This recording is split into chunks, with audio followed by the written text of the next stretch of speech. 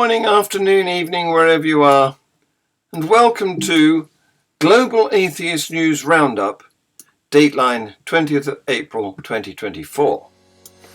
This week's headlines. The body of an Israeli shepherd boy aged 14 was found in the West Bank. The world watches nervously to see what Iran and Israel do next. Salman Rushdie says the US faces a bad moment for free speech. The Saudi royals have an Islamic attitude towards infidels. Jews want to walk London in safety. In Sydney, there was a church stabbing. A boy, 16, was arrested after a bishop was attacked. The Muslim student loses the prayer ban challenge at Michaela School. The Christian Men's Conference descends into chaos over a sword-swallowing acrobat. And Pastor Josh Howerton says the wedding night is all about the husband. Israel's army says it has found the body of a 14-year-old shepherd boy in the occupied West Bank, a day after he went missing.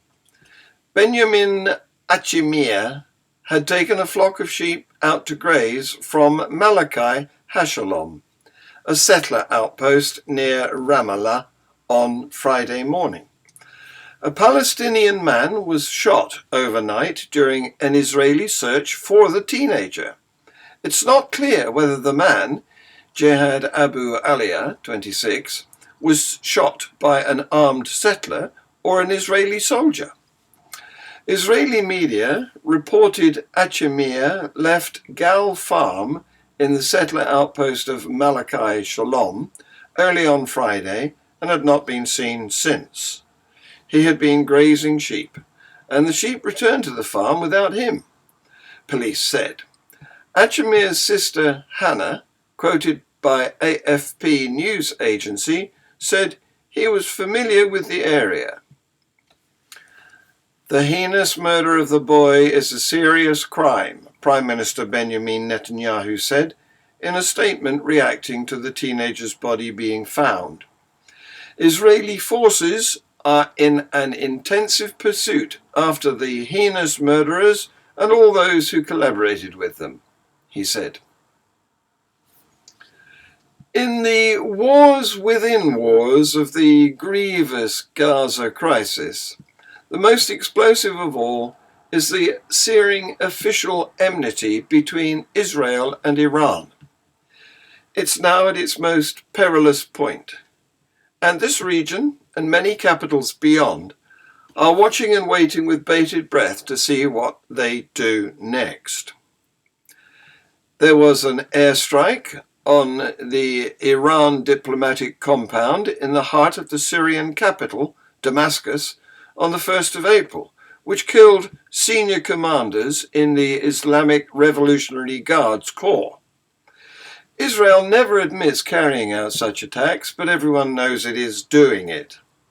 Since then, we have had 300-plus drones and missiles fired by Iran over Israel, and then an anonymous response assumed to be from Israel on an Iranian airport and nuclear facility.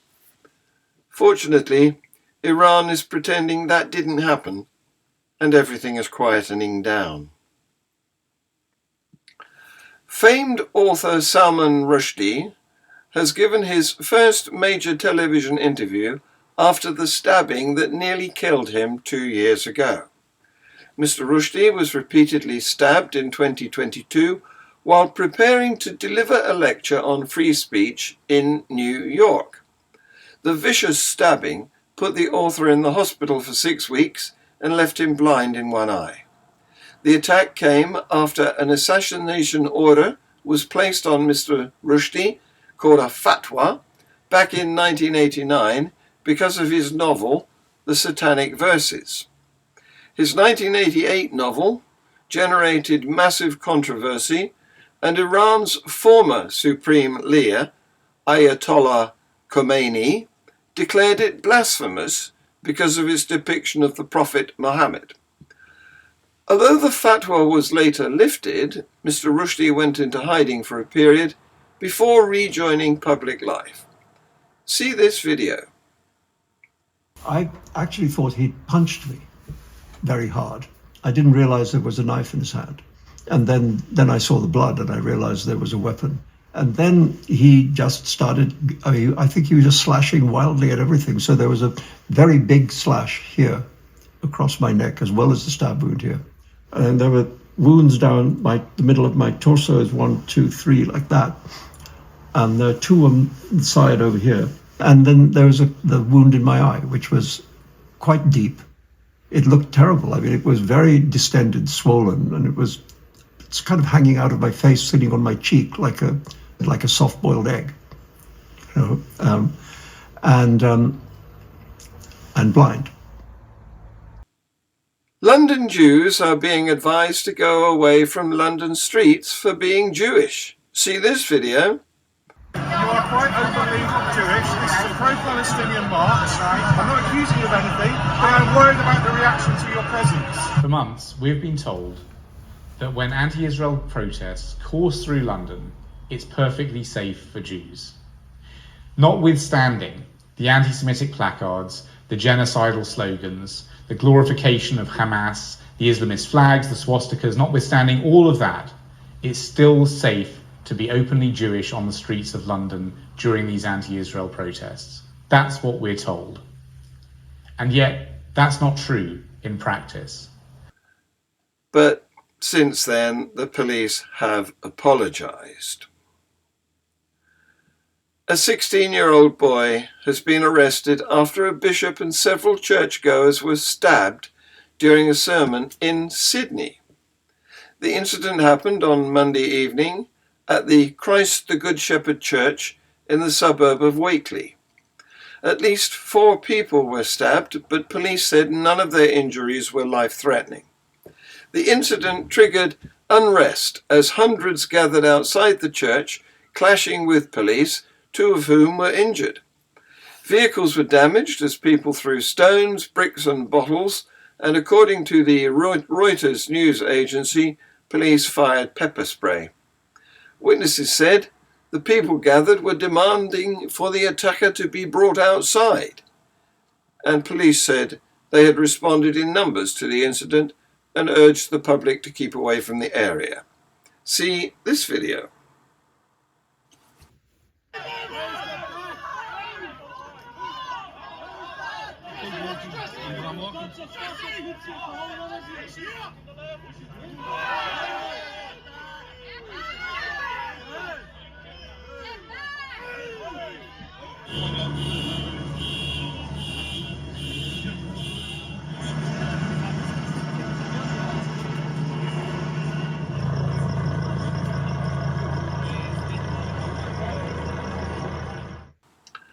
A Muslim student at a London school has lost a High Court challenge against the school's ban on prayer rituals.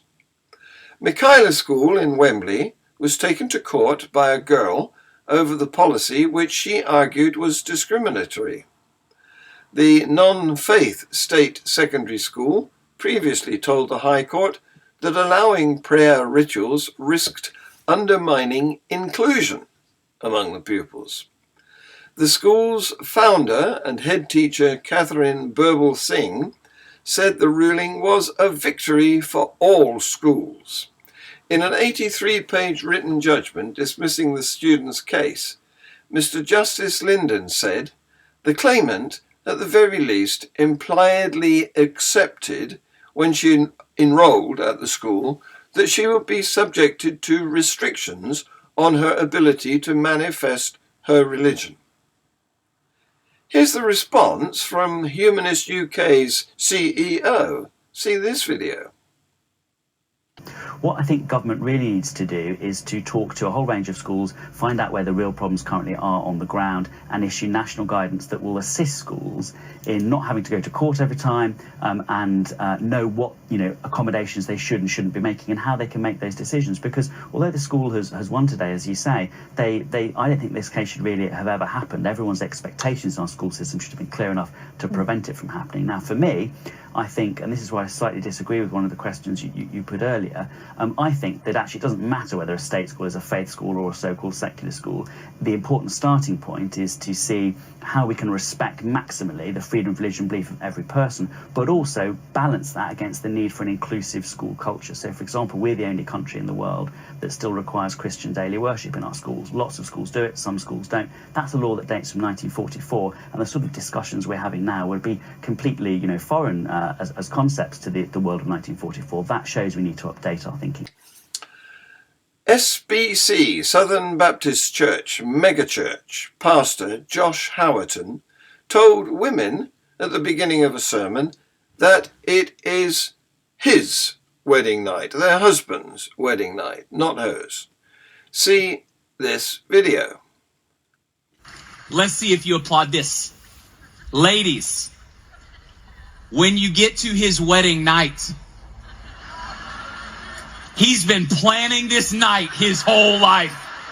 So what you need to do is stand where he tells you to stand, wear what he tells you to wear, and do what he tells you to do. You're going to make him the happiest man in the world.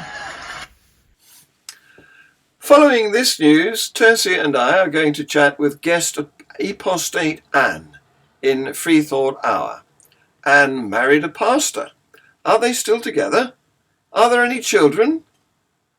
You can join in by text. Get the answers to those questions. You have been watching Global Atheist News.